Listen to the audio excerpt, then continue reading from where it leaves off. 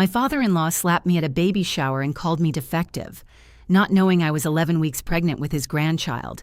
My father-in-law slapped me at a baby shower and called me defective, not knowing I was 11 weeks pregnant with his grandchild.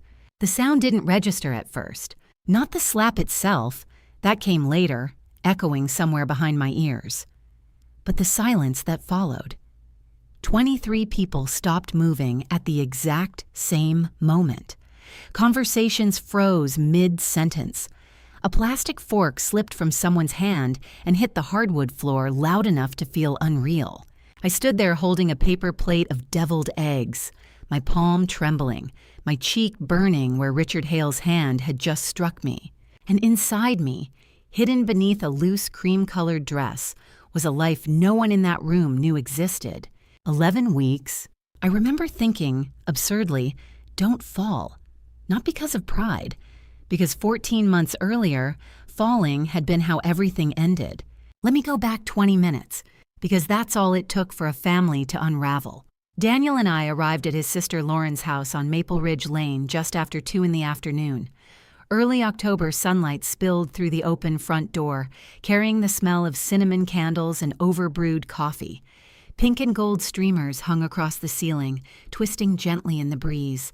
Lauren sat in the dining room surrounded by gift bags, 7 months pregnant and glowing in the exhausted way only expectant mothers understand. Her husband, Mark, filmed everything on his phone, narrating like this was a documentary instead of a family gathering. Normal, warm, safe. At least that's what it looked like if you didn't know Richard. Richard Hale ran a construction supply company for 32 years, and retirement hadn't softened him. He treated people like inventory, useful or defective, compliant or disposable. Every holiday, every decision, every conversation rotated around him like planets around a sun nobody actually liked. He stood on the back patio when we arrived, beer already open, watching everyone the way supervisors watch employees clock in late. Daniel squeezed my hand before we walked inside. "You okay?" he asked quietly. I nodded. I had learned long ago how to prepare myself before entering Richard's orbit. Smile politely, speak carefully, never challenge him publicly, especially after the miscarriage. 9 weeks along, a Wednesday morning. A loss that hollowed me out so completely I still avoided the baby aisle at grocery stores. Richard never said anything to me directly. Instead, months later, Daniel admitted his father had told him, "Maybe she just isn't built for motherhood." Built. Like I was faulty equipment. So when Richard's voice cut across the living room that afternoon, loud enough for everyone to hear, I already knew where it was going. "Still no kids yet, Ava?" he said, lifting his beer slightly. "Some women just aren't cut out for it." The room shifted uncomfortably, but no one interrupted him. I felt the familiar pressure in my chest, anger mixed with humiliation. But I answered calmly. "Well, Richard, life doesn't always follow someone else's schedule." It wasn't rude, it wasn't loud, but it was the first time I hadn't quietly absorbed the insult. His expression changed slowly, like storm clouds rolling in. He set the beer down, walked toward me. Each step felt deliberate. "You've had a mouth on you since day one," he said, leaning close enough that I smelled alcohol and mint gum. "Disrespectful." "Please don't talk to me like that," I replied. That was it. That single sentence. His hand moved before my brain caught up. Fast, open, final. Impact. The plate flipped from my hands. Deviled eggs scattered across Lauren's carpet. My ear rang sharply, and for a second the room tilted sideways. Nobody moved. Not Daniel. Not his mother. Not anyone. Music from a Bluetooth speaker kept playing a soft acoustic lullaby, painfully cheerful against the shock spreading through the room. Then phones began to rise. I saw my friend Mia, my +1 who barely knew anyone there, already recording, eyes wide with disbelief. Richard pointed at me like he was addressing a courtroom. "She's been disrespecting me for years." I turned toward my husband. Daniel stood near the gift table, frozen, hands at his sides, eyes wide like a child caught between fear and obedience. And in that moment, something inside me cracked deeper than the sting on my face. Because I realized I wasn't just standing alone in that room. I was standing alone while carrying his child. If you've ever had a moment where everything changes before you even understand why, You know the feeling. The strange clarity, like your life quietly choosing a new direction without asking permission. I didn't cry. Not yet. I just pressed a hand against my stomach, invisible beneath the fabric, and thought one thing over and over: stay safe. The cramping started 10 minutes later. The cramping began as a whisper. At first, I told myself it was nothing. Nerves, adrenaline, shock. My body had just been humiliated in front of 24 people. Of course I felt shaky.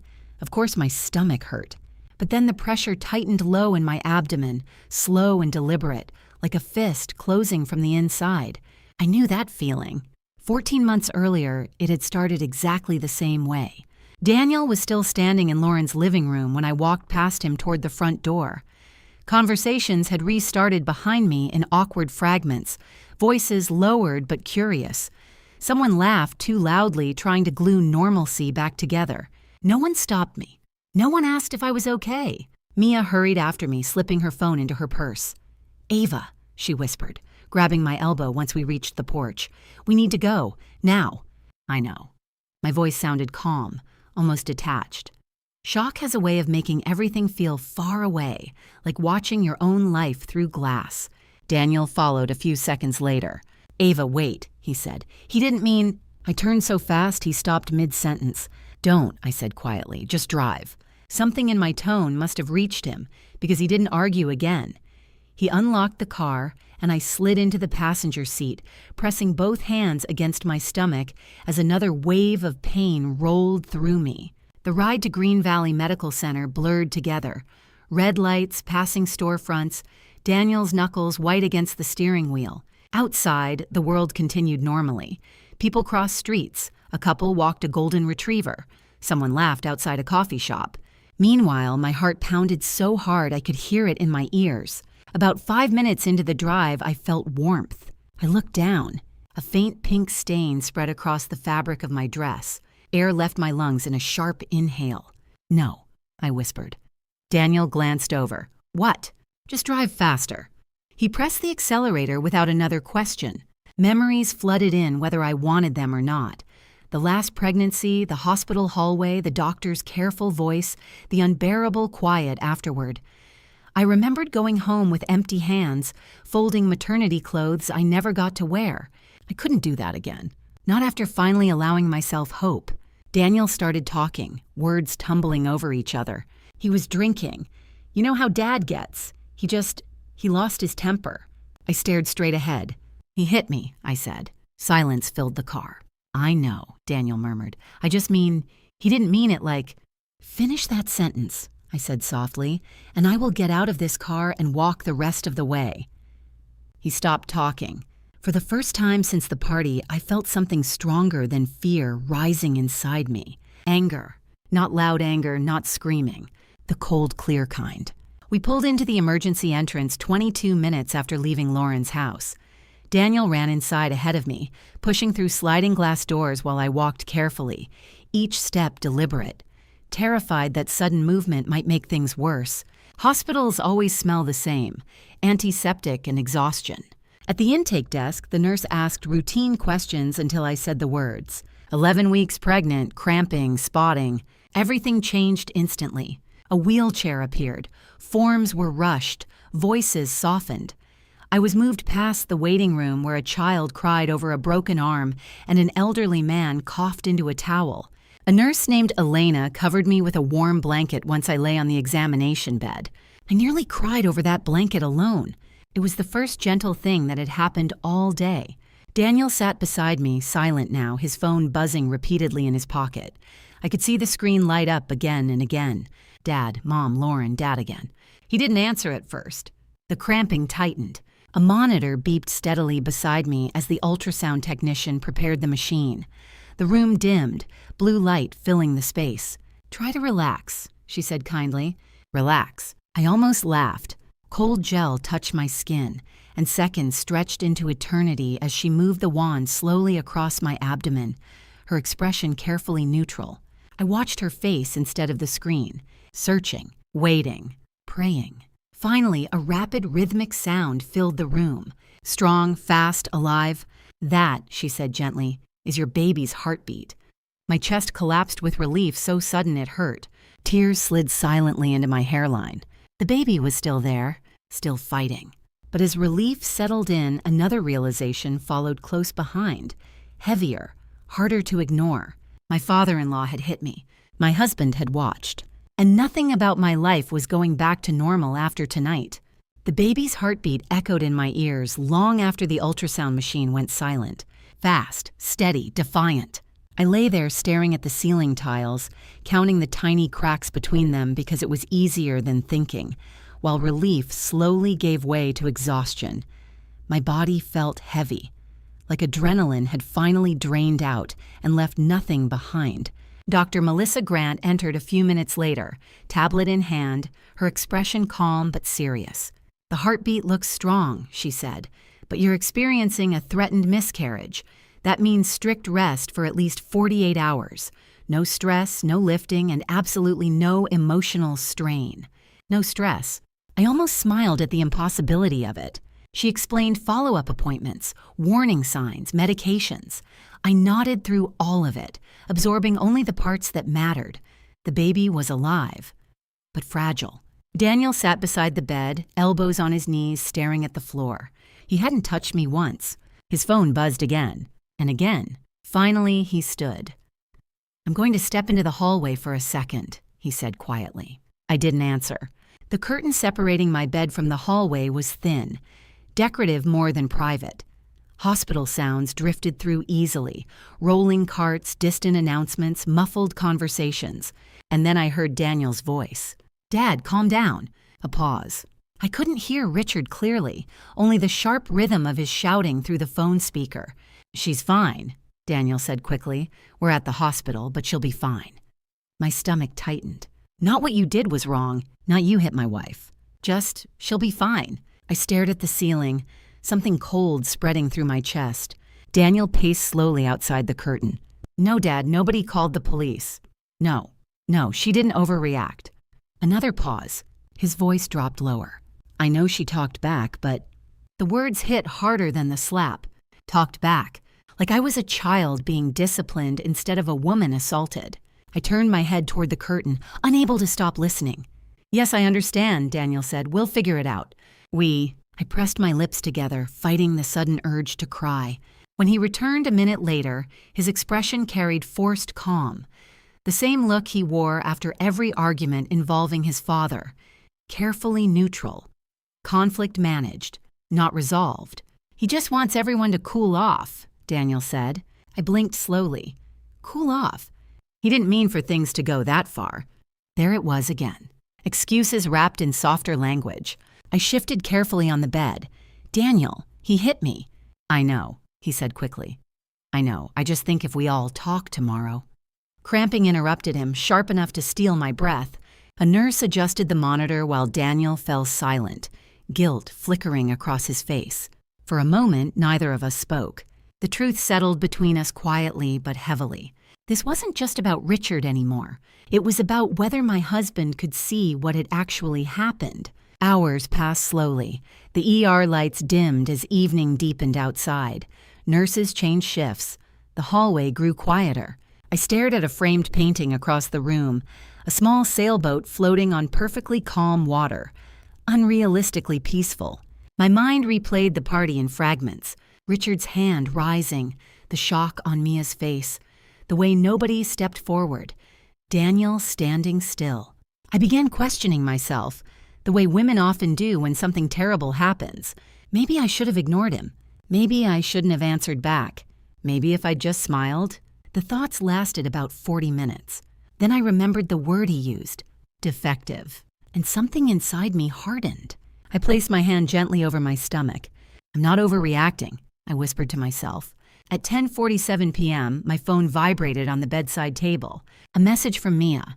I recorded everything. 41 seconds. Clear video. Just tell me what you want to do.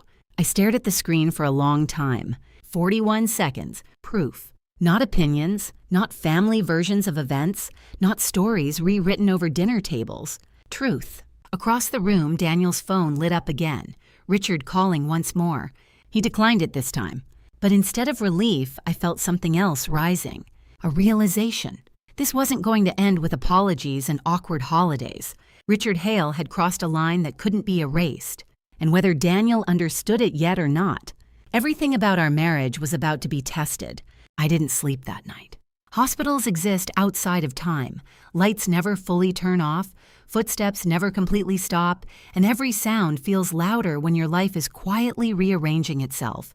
Daniel dozed in the chair beside my bed sometime after midnight, arms crossed, head tilted awkwardly against the wall. I watched him for a long time, searching for comfort and familiarity, but all I felt was distance. The image of him standing still while his father hit me refused to leave my mind. At 6:12 a.m., a nurse checked my vitals and reminded me again, strict rest, minimal stress. I nodded. Minimal stress felt like a joke the universe was telling at my expense.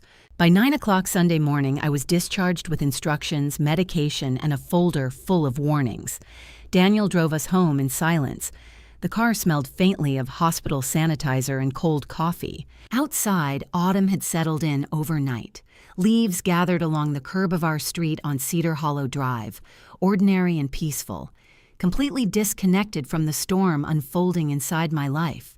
I lay down on the couch as soon as we walked in, blanket pulled over me, one hand resting protectively over my stomach.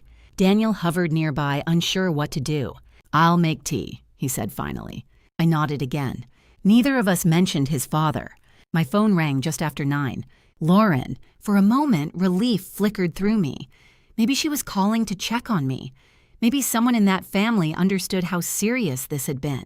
I answered. "Hi," I said softly. Her voice came fast, tense. "Ava, what did you say to Dad?" The words didn't make sense at first. "I'm sorry?" "He's never hit anyone," she continued. "Something must have pushed him. What happened before that?" I sat up too quickly, dizziness washing over me. "He slapped me," I said carefully. "Lauren, I went to the hospital." "I know, but Dad said you got in his face." The room felt suddenly smaller. My heartbeat picked up, not from fear this time, from disbelief. Her father had hit me at her baby shower, and her first instinct was to investigate what I'd done wrong. "I didn't get in his face," I said quietly. A pause. "Well, he was embarrassed. Everyone was watching." I closed my eyes. Embarrassed? That was the word she chose. Not violent, not wrong. Embarrassed. "I need to rest," I said, my voice steadier than I felt. Before she could respond, I ended the call. The silence afterward felt heavier than any argument. Daniel returned from the kitchen holding a mug. "Lauren!" I nodded once. "What did she say?" I hesitated, then answered honestly. "She asked what I did to make him hit me." Daniel froze. He didn't defend her. He didn't argue. But he also didn't look surprised. And somehow that hurt more. My phone stayed quiet for the next hour. No call from his mother. No message asking if I was okay. Nothing. Meanwhile, Daniel's phone continued lighting up across the room. Richard calling repeatedly, followed by texts appearing one after another. Daniel flipped it face down. "I don't want to deal with him right now," he muttered. I watched him carefully. Not dealing with something wasn't the same as standing against it. Around noon, another message arrived, this time from Mia. "You should see what he's telling people." A screenshot followed. A family group chat I wasn't part of. Richard's message read, "She disrespected me in my own daughter's home. I reacted." Anyone would have. Reacted. Like his hand had acted independently of him. My chest tightened. The story was already changing. I could see it happening in real time. Truth softening, responsibility shifting, blame quietly moving toward me. Years from now, the version told at family dinners would be different. A misunderstanding, an overreaction, a moment blown out of proportion, unless something stopped it.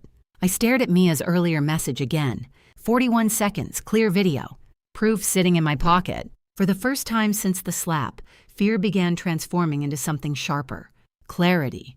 I wasn't just protecting myself anymore. I was protecting the child growing inside me, a child who would one day learn what behavior was acceptable by watching the adults around her. And suddenly, one question became impossible to ignore. If I stayed quiet now, what would I be teaching her later?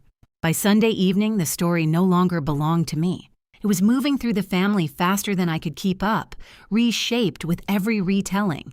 Messages traveled from phone to phone, cousin to aunt, neighbor to in-law, each version softer toward Richard and sharper toward me. I didn't need to imagine it. Mia kept sending screenshots. Dad says Ava screamed at him.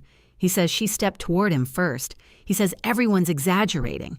Each message felt like watching paint slowly cover the truth. Daniel sat at the kitchen table, scrolling silently through his phone, shoulders tight. He hadn't said much all afternoon. Every few minutes he sighed, as if carrying a weight he didn't know how to set down. Finally, he spoke. He's just trying to calm things down. I looked up from the couch. By lying? Daniel rubbed his face. He doesn't see it that way. Of course he didn't. Richard Hale had spent decades rewriting reality until everyone around him accepted his version as fact. I shifted carefully, adjusting the pillow behind my back. The cramping had eased but hadn't disappeared.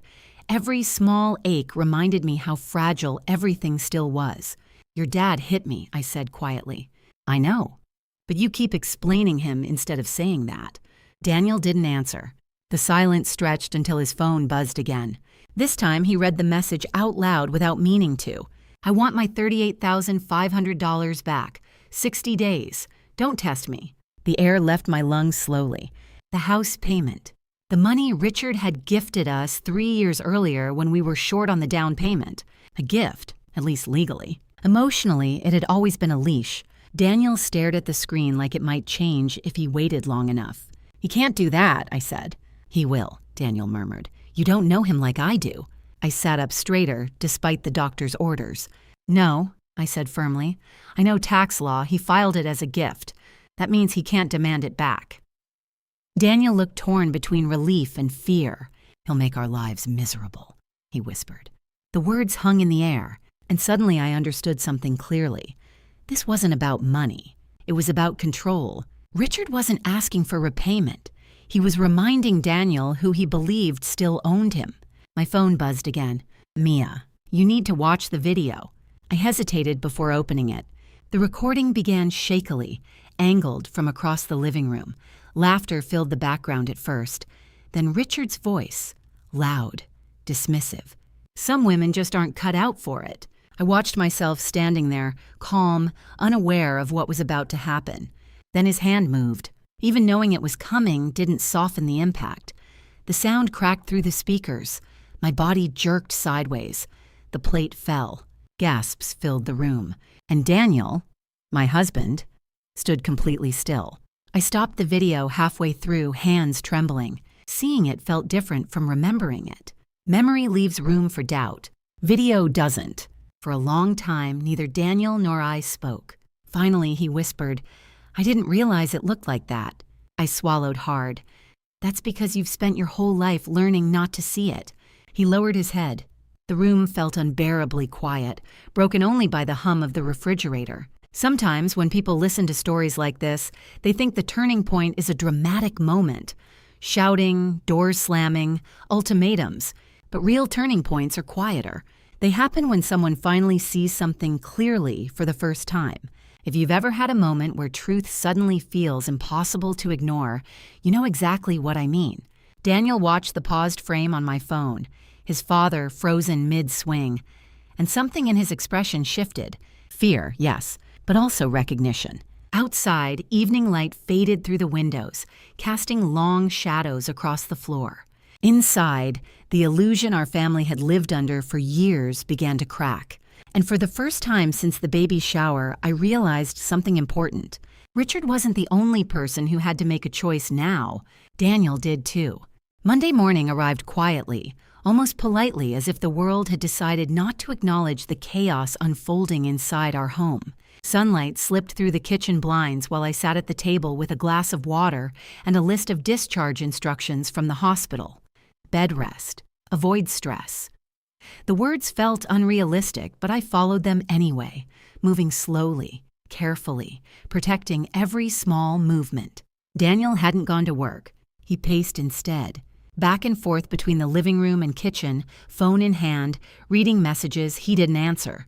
His father had called 6 times before noon, his mother twice, Lauren once. Each missed call added another layer of tension to the air. Finally, Daniel stopped pacing. He's serious about the money, he said. I looked up. He's serious about control. Daniel didn't argue. He sat across from me, elbows on the table, exhaustion written across his face. For the first time since the party, he looked less like a son trying to keep peace and more like a man realizing peace might not exist anymore.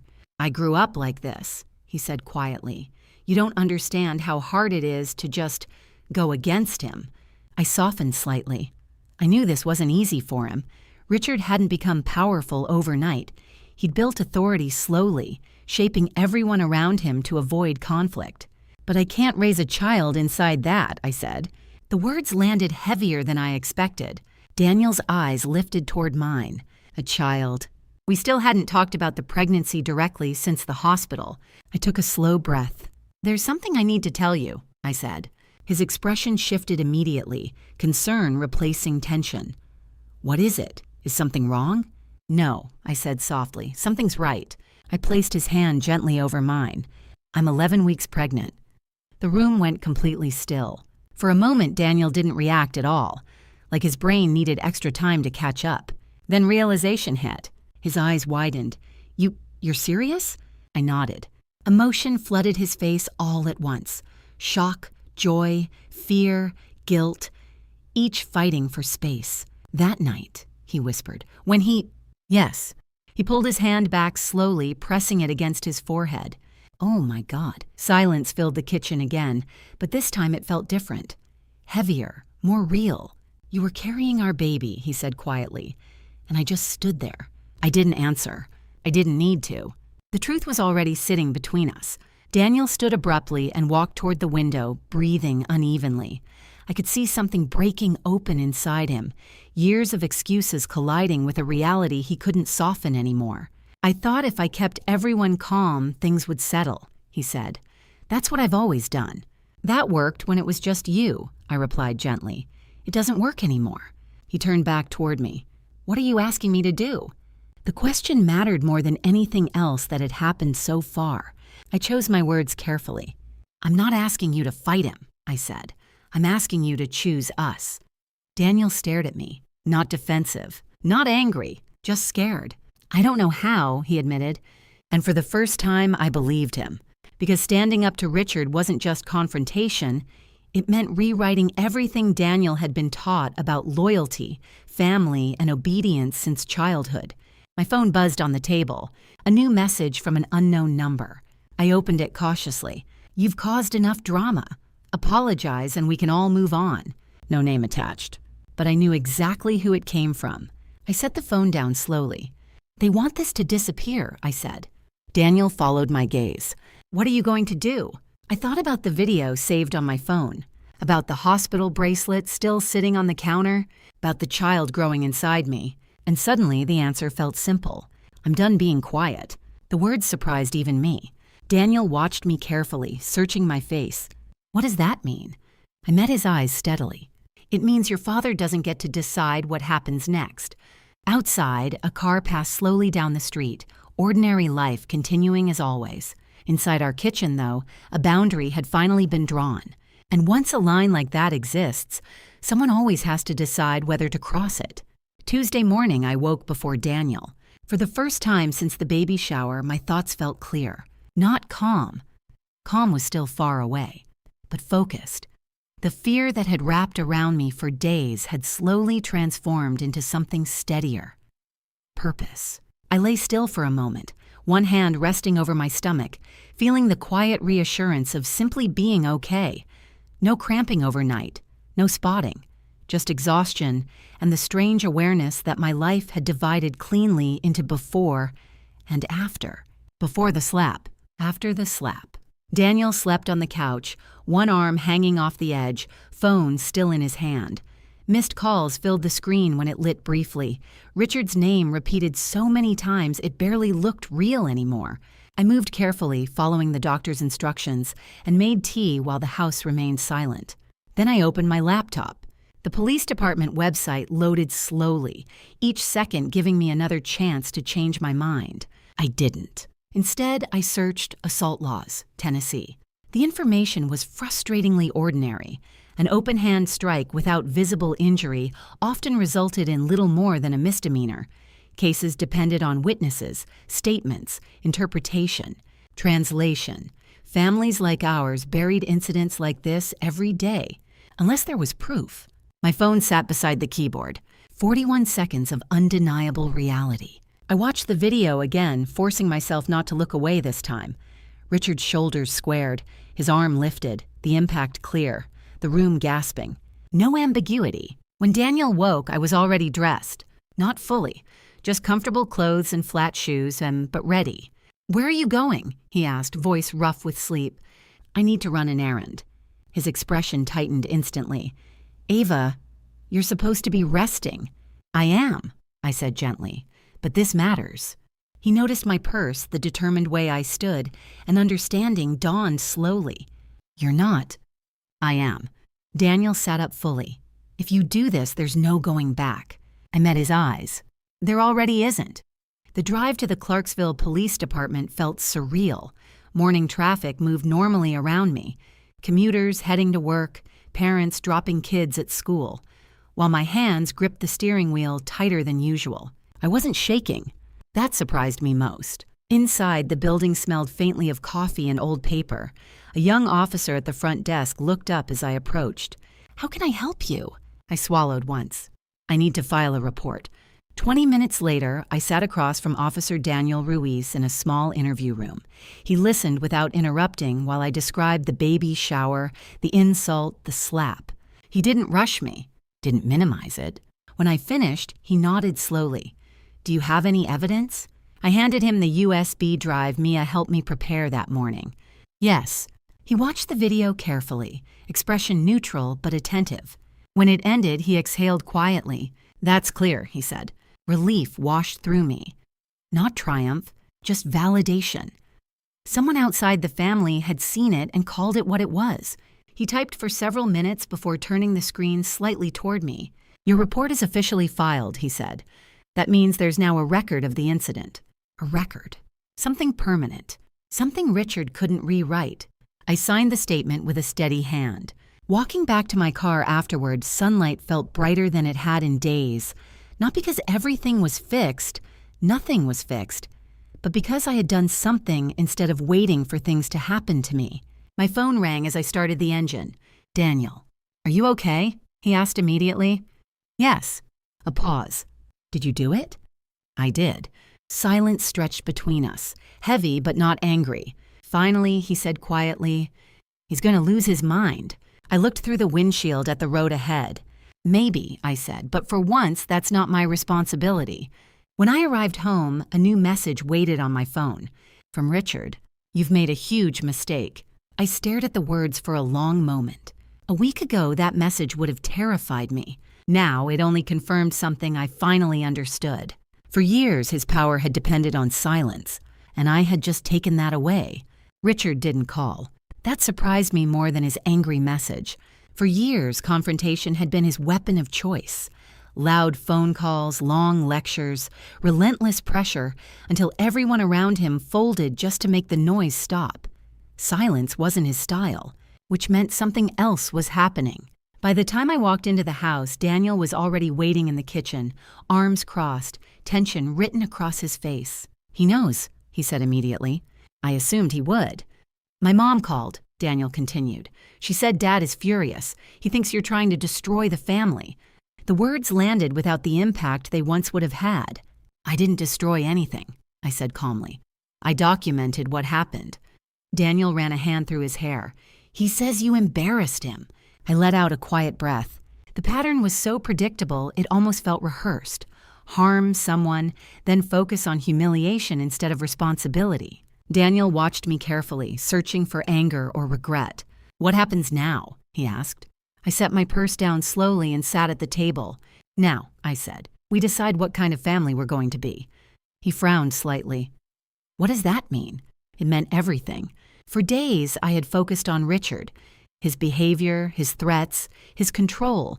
But sitting there, watching my husband struggle between loyalty and fear, I realized the real turning point wasn't about his father anymore. It was about us. "Daniel," I said softly, I need you to listen before you answer. He nodded. I took a steady breath. I can't raise our child around someone who thinks hurting people is acceptable. I can't pretend this didn't happen, and I can't keep competing with your father for basic respect. Daniel's eyes flickered at the word child. We hadn't spoken much about the pregnancy since I told him. The reality still felt fragile, like saying too much might somehow break it. I'm not asking you to hate him, I continued. I'm asking you to decide where your responsibility starts. He sat down across from me slowly. You're asking me to choose, he said. Yes. The word hung heavily between us. Outside, a lawnmower started somewhere down the street, its steady hum filling the silence. Daniel stared at the table for a long time. I've spent my whole life managing him, he admitted finally, keeping things calm, making sure nobody upset him. I know. And if I don't, everything explodes. I leaned forward slightly. It already did. That truth settled into the room.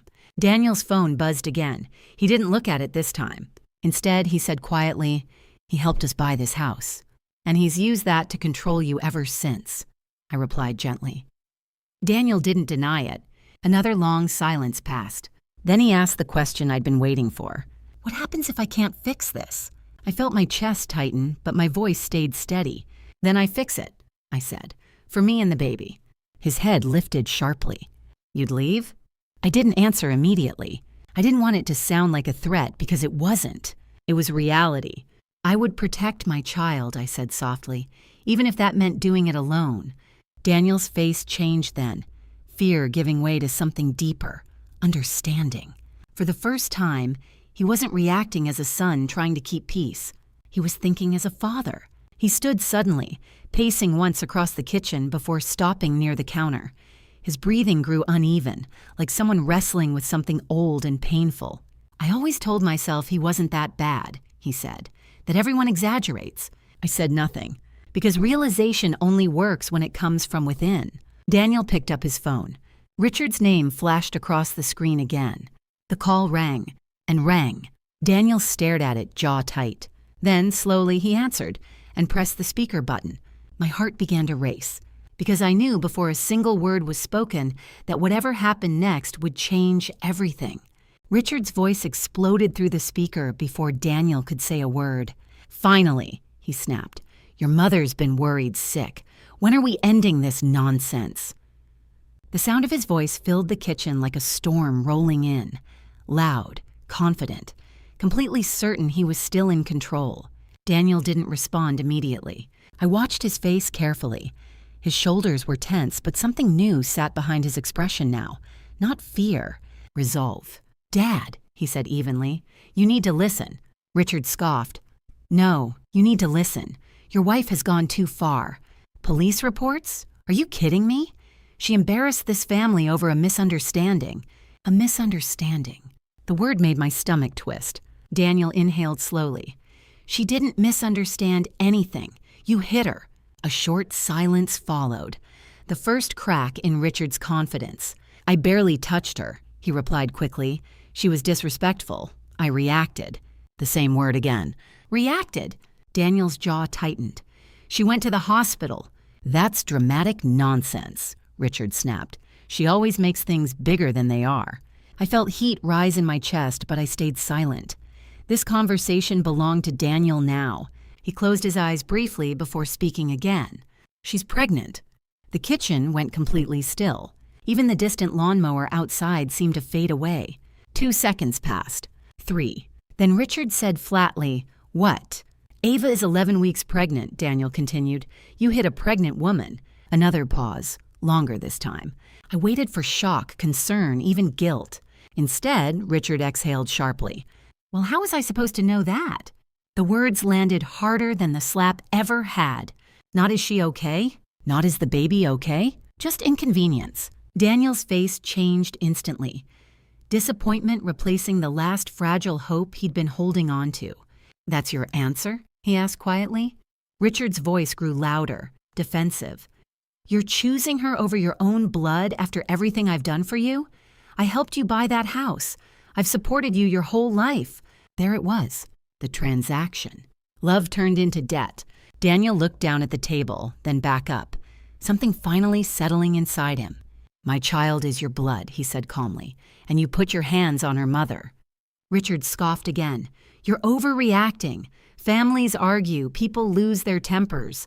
"No," Daniel said, voice steady now. "People don't hit each other." Silence stretched across the line. For the first time since I'd known him, Richard sounded uncertain. "You're really doing this?" he asked. Daniel didn't hesitate. "Yes." The single word felt heavier than anything else spoken that day. Richard's tone hardened immediately. "If you walk away from me over this woman, don't expect my help again." Daniel glanced at me briefly. Not for permission, but for strength. "We're not asking for it," he said. Another long silence followed. Then Richard muttered, "You'll regret this." Daniel reached forward and ended the call. The sudden quiet rang louder than shouting. Neither of us moved for several seconds. My heart pounded so hard I could feel it in my throat. Daniel stared at the phone resting on the table, breathing unevenly, like someone who had just finished running a marathon he never trained for. "I've never done that before," he whispered. "I know." He sat down slowly, hands shaking slightly. I kept waiting for him to sound sorry, he admitted. I reached across the table and placed my hand over his. "He doesn't know how." Daniel nodded faintly, grief flickering across his face. Not just anger, but mourning. Mourning the father he'd spent his whole life hoping existed. The phone began ringing again almost immediately. "Richard." Daniel flipped it face down. He didn't answer. Minutes passed. Then something unexpected happened. For the first time since the baby shower, my body relaxed. Not completely. Fear and uncertainty still lingered, but enough for me to breathe fully again. Because the most important battle hadn't been between me and Richard. It had been inside Daniel, and he had finally chosen a side. Across the kitchen, sunlight shifted through the window, warming the floor between us. A quiet, fragile peace settled in. But deep down, I knew something else too. Choosing was only the first step. Living with that choice was going to change all of us forever. The house felt different after the call. Nothing had physically changed. The same kitchen table, the same unfinished dishes in the sink, the same late afternoon light stretching across the floor. But the air itself seemed lighter, as if something heavy had finally been carried out of the room. Daniel didn't touch his phone for the rest of the evening. It rang 4 more times. Each time he let it go to voicemail. And with every unanswered call, I watched years of habit slowly loosen their grip on him. We ate dinner quietly that night. Spaghetti, slightly overcooked because Daniel forgot to set a timer. Normally, he would have apologized repeatedly, anxious to keep everything perfect. This time, he just laughed softly at himself. It was a small thing, but it felt like the beginning of something new. The next morning, Mia texted me. I sent the video to Lauren. I stared at the message longer than I expected. Part of me dreaded what would come next. More accusations, more denial, more attempts to rewrite reality. Instead, my phone rang 40 minutes later. "Lauren." I hesitated before answering. Her voice broke the moment she spoke. "I watched it," she said, crying openly. "I watched it 6 times. Ava, I'm so sorry." I closed my eyes, relief and sadness mixing together. "I didn't realize," she continued. I thought everyone was exaggerating, but her voice cracked. "He looked angry before he even walked toward you. I didn't say I told you so. Some realizations hurt enough without being pushed." "Thank you for watching it," I said gently. That was enough. 2 days later, Daniel's mother called. Not the careful, smoothing over tone she usually used, just quiet exhaustion. "I should have said something years ago," she admitted softly. The words carried decades inside them. She didn't apologize directly. I realized she probably didn't know how anymore. But acknowledging the truth at all felt like a small revolution. After that, things changed slowly, not dramatically. No shouting matches, no courtroom scenes, no grand confrontations, just distance. Richard stopped calling after a week. The demand for the money disappeared entirely. Because legally, it had always been a gift, and deep down, he knew it. Holidays were no longer automatically scheduled at his house. People stopped orbiting around him. One by one, quietly, they stepped away. 6 weeks later, I lay in a dim ultrasound room again, Daniel's hand wrapped tightly around mine. The technician smiled at the screen. "Healthy baby girl," she said, "right on track." Emotion flooded my chest so quickly I laughed and cried at the same time. Daniel wiped his eyes, shaking his head in disbelief. On the drive home, he kept glancing at me like he was still trying to understand how close we'd come to losing everything. Not just the baby, but ourselves. That evening, he assembled the crib in the spare room.